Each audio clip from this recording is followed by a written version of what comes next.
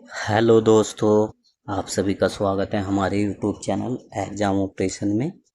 दोस्तों, आज मैं आपके लिए साइंस का जो फिजिक्स है उसका प्रैक्टिस सेट नंबर 2 लेके आया हूँ, जो कि रहेगा एग्जाम से ओरिएंटेड।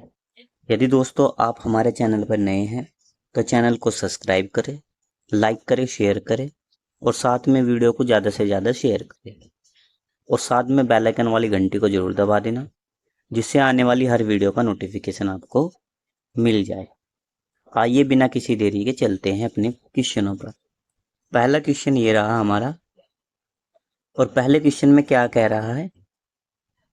पहले क्वेश्चन में कह रहा है पहले क्वेश्चन में कह रहा है कि किस सिद्धांत के किस सिद्धांत के लिए आइंस्टीन को नोबेल पुरस्कार से सम्मानित किया गया था। तो कौन से सिद्धांत के लिए आइंस्टीन को नोबेल पुरस्कार से सम्मानित किया गया था? पहला ऑप्शन है हमारा प्रकाश विद्युत प्रभाव का सिद्धांत। दूसरा है विशिष्ट ऊष्मा का सिद्धांत। और तीसरा है सापेक्षता का सिद्धांत। और चौथा है ब्राउनी गति का सिद्धांत। तो हमारा जो राइट आंसर हो जाएगा वो हो जाएगा प्रकाश विद्युत प्रभाव का सिद्धांत। तो आइंस्टीन को नोबेल पुरस्कार जो मिला वो मिला था प्रकाश वैद्युत प्रभाव का सिद्धांत। Option number A. Option number A क्या हो जाएगा हमारा? बिल्कुल सही आंसर हो जाएगा। अगले क्वेश्चन पर चलते हैं और क्वेश्चन नंबर 2 ये रहा। और क्वेश्चन नंबर 2 में कह रहा है इलेक्ट्रॉन की खोज किसने की थी? इलेक्ट्रॉन की खोज किसने की थी? पहला ऑप्शन है हमारा जे जे थॉमसन ने। दूसरा है जेम्स चैडविक ने। तीसरा है ई रदरफोर्ड ने। और चौथा है ई गोल्ड स्टीन ने। तो हमारा जो राइट आंसर आ जाएगा, इलेक्ट्रॉन की जो खोज की थी वो की थी जे जे थॉमसन ने। इलेक्ट्रॉन की खोज किसने की थी? जे जे थॉमसन ने। ऑप्शन नंबर ए क्या हो जाएगा हमारा? बिल्कुल सही आंसर हो जाएगा। अगले क्वेश्चन पर चलते हैं। अगला क्वेश्चन ये रहा हमारा और क्वेश्चन नंबर 3 है। और क्वेश्चन नंबर 3 में कह रहा है क्वेश्चन नंबर 3 क्वेश्चन नंबर 3 में क्या कह रहा है? क्वेश्चन नंबर 3 ये कह रहा है कि निम्नलिखित में से किसकी निम्नलिखित में से किसकी मात्रा एसआई इकाई ब्लेज पास्कल है? ब्लेज पास्कल है। पहला ऑप्शन है हमारा ऊर्जा। दूसरा ऑप्शन है हमारा दाब। तीसरा ऑप्शन है शक्ति। और चौथा ऑप्शन है कार्य। तो हमारा जो राइट आंसर हो जाएगा वो हो जाएगा दाब। पास्कल का जो इकाई है वो होती है दाब। Option number B. Option number B क्या हो जाएगा हमारा? बिल्कुल सही आंसर हो जाएगा। अगले क्वेश्चन पर चलते हैं। क्वेश्चन नंबर 4 ये रहा और क्वेश्चन नंबर 4 में कह रहा है निम्नलिखित में से भारत के किस वैज्ञानिक का संबंध क्रैस्कोग्राफ के आविष्कार से है? भारत के किस वैज्ञानिक का संबंध क्रैस्कोग्राफ के आविष्कार से है? पहला है होमी जे भाभा। दूसरा है मेघनाथ साहा। तीसरा है जगदीश चंद्र बोस। और चौथा है सत्येंद्रनाथ बोस। तो हमारा जो राइट आंसर हो जाएगा वो हो जाएगा जगदीश चंद्र बोस। हमारा राइट आंसर हो जाएगा Jagdish Chandra Bose. Option number C क्या हो जाएगा हमारा? बिल्कुल सही आंसर हो जाएगा। क्वेश्चन नंबर 5 और क्वेश्चन नंबर 5 में क्या कह रहा है? क्वेश्चन नंबर 5 में कह रहा है कि लेंस की क्षमता की एसआई यूनिट क्या है? लेंस की क्षमता की एसआई यूनिट क्या है? पहला ऑप्शन हमारा जूल। दूसरा KWH। तीसरा डायोप्टर। और चौथा है वाट। तो हमारा जो राइट आंसर हो जाएगा, लेंस की जो क्षमता होती है वो डायोप्टर में होती है। किस में होती है? डायोप्टर में। Option number C. Option number C क्या हो जाएगा हमारा? बिल्कुल सही आंसर हो जाएगा। अगले क्वेश्चन पर चलते हैं, क्वेश्चन नंबर 6। और क्वेश्चन नंबर 6 में कह रहा है कि एक हॉर्स पावर में कितने वाट होते हैं? एक हॉर्स पावर में कितने वाट होते हैं? पहला ऑप्शन है हमारा 756 वाट, दूसरा ऑप्शन है हमारा 746 वाट, तीसरा ऑप्शन है हमारा 766 वाट और चौथा ऑप्शन है हमारा 736 वाट। तो हमारा जो राइट आंसर हो जाएगा वो हो जाएगा 746 watt. Option number B. Option number B क्या हो जाएगा हमारा? बिल्कुल सही आंसर हो जाएगा। अगले क्वेश्चन पर चलते हैं।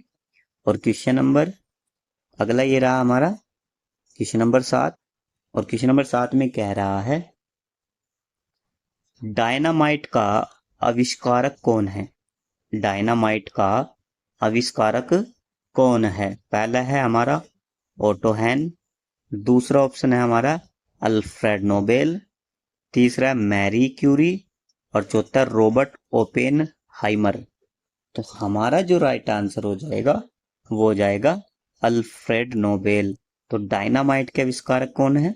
Alfred Nobel. Option number B. Option number B क्या हो जाएगा हमारा? बिल्कुल सही आंसर हो जाएगा। अगला क्वेश्चन है हमारा क्वेश्चन नंबर 8। और क्वेश्चन नंबर 8 में कह रहा है जब छोर और केंद्र बिंदु के बीच कोई वस्तु रखी जाती है तो अवतल दर्पण द्वारा निर्मित छवि का आकार क्या होगा?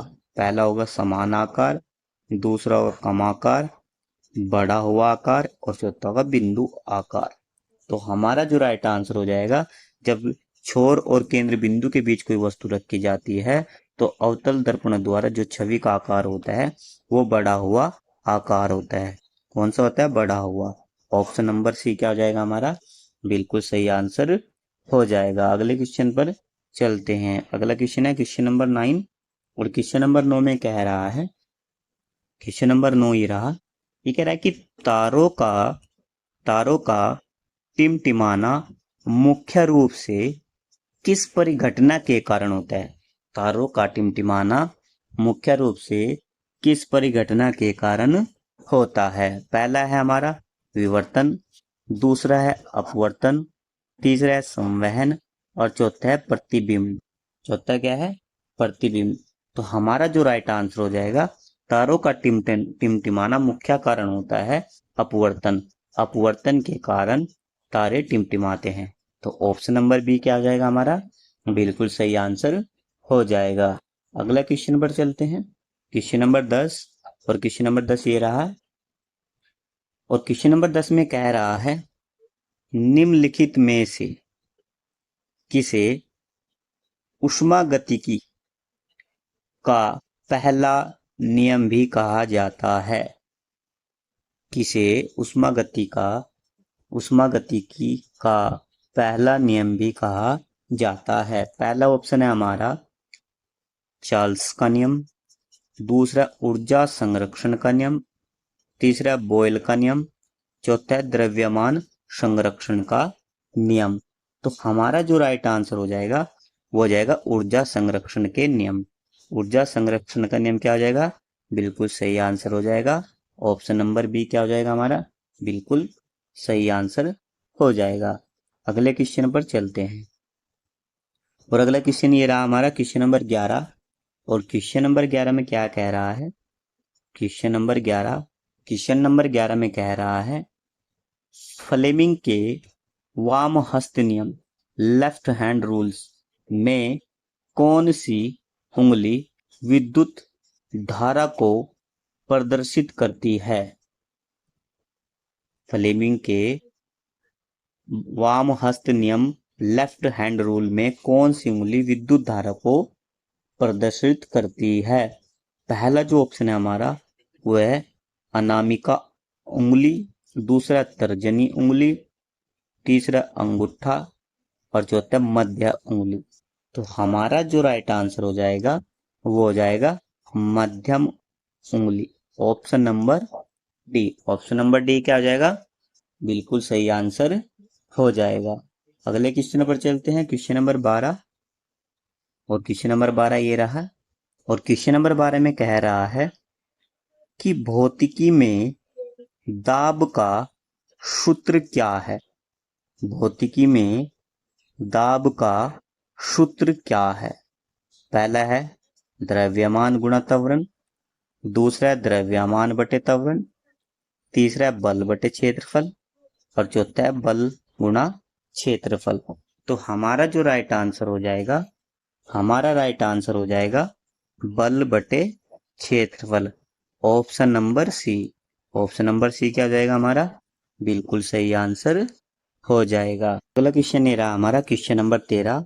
और क्वेश्चन नंबर 13 में क्या कह रहा है देखते हैं। तो क्वेश्चन नंबर 13 ये रहा, और 13 में कह रहा है कि जब एक धातु दूसरी धातु से टकराती है, जब एक धातु दूसरी धातु से टकराती है तो ध्वनि उत्पन्न होती है, क्योंकि वे डैश डैश होती हैं। पहला ऑप्शन है लचीला, दूसरा है मुलायम, तीसरा है चमकीला, और चौथा है ध्वन्यात्मक। तो हमारा जो राइट आंसर हो जाएगा, हमारा राइट आंसर हो जाएगा ओ ध्वन्यात्मक, ऑप्शन नंबर डी। ध्वन्यात्मक क्या हो जाएगा हमारा, बिल्कुल सही आंसर हो जाएगा। अगला क्वेश्चन है हमारा क्वेश्चन नंबर 14। और क्वेश्चन नंबर 14 में कह रहा है निम्नलिखित में से कौन सी राशि सदिश राशि नहीं है। निम्नलिखित में से कौन सी राशि सदिश राशि नहीं है। पहला जो ऑप्शन है हमारा वेग, दूसरा ऑप्शन है हमारा कार्य, तीसरा ऑप्शन है त्वरण, और चौथा ऑप्शन है बल। तो जो हमारा वेग है, जो हमारा वेग है वो सदिश राशि है, त्वरण भी हमारा सदिश राशि है, और बल भी हमारा क्या है, सदिश राशि। लेकिन कार्य हमारा सदिश राशि नहीं है।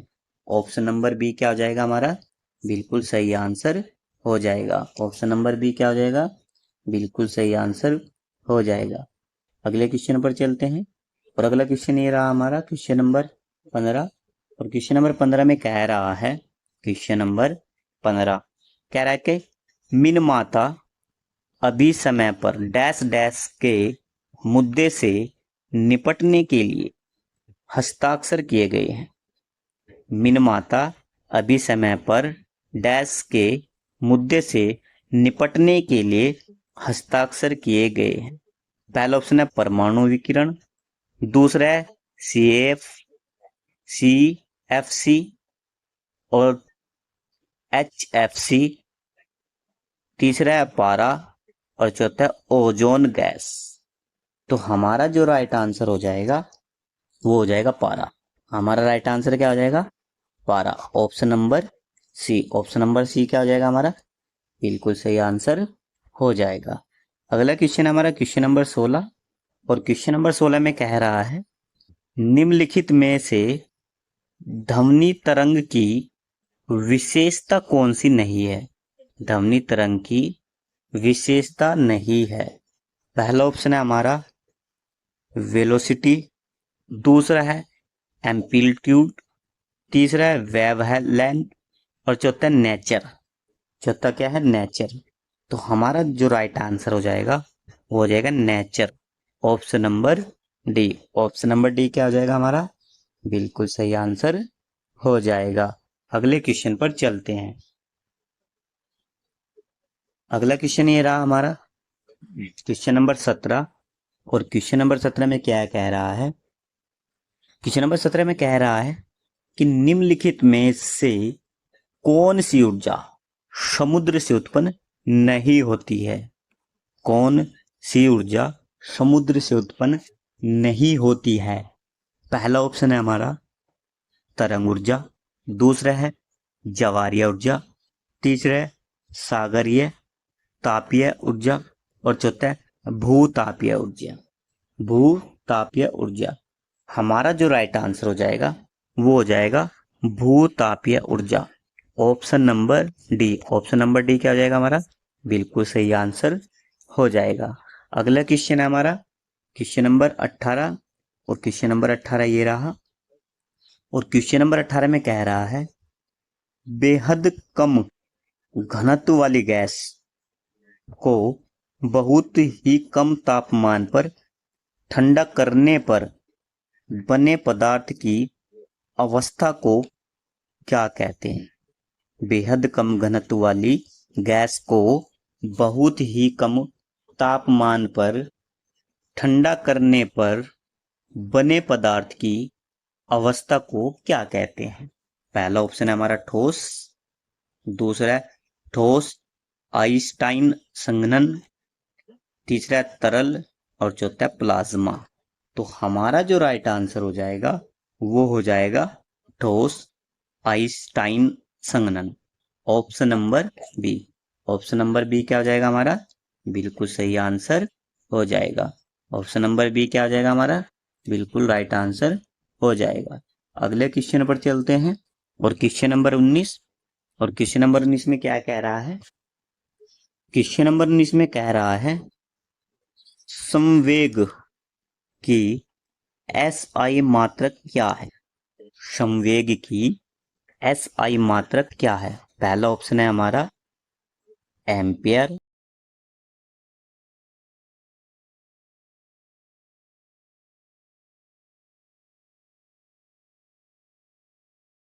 अगले क्वेश्चन पर चलते हैं क्वेश्चन नंबर 20। और क्वेश्चन नंबर 20 में क्या कह रहा है? क्वेश्चन नंबर 20 में कह रहा है निम्नलिखित में से कौन सा भौतिक राशि एसआई इकाई युग्म सही रूप से मेल खाता है? इनमें से कौन सी ऐसी राशि है जो सही मेल खाती है?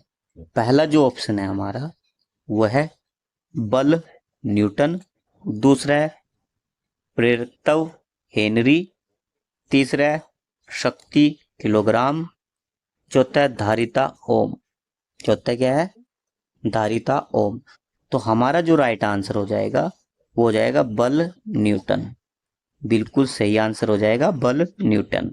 शक्ति जो होती है वो किलोग्राम में नहीं होता है, धारिता ओम में नहीं होती है, प्रेरकत्व हेनरी नहीं होती है। तो हमारा जो सही आंसर हो जाएगा वो हो जाएगा बल। बल की जो यूनिट होती है वो न्यूटन होती है। तो हमारा जो राइट आंसर हो जाएगा वो हो जाएगा ऑप्शन नंबर ए। बिल्कुल सही आंसर हो जाएगा। दोस्तों यदि सेशन अच्छा लगा हो तो कमेंट में जरूर बताना और वीडियो को ज़्यादा से ज़्यादा शेयर करना। जय हिंद, जय भारत।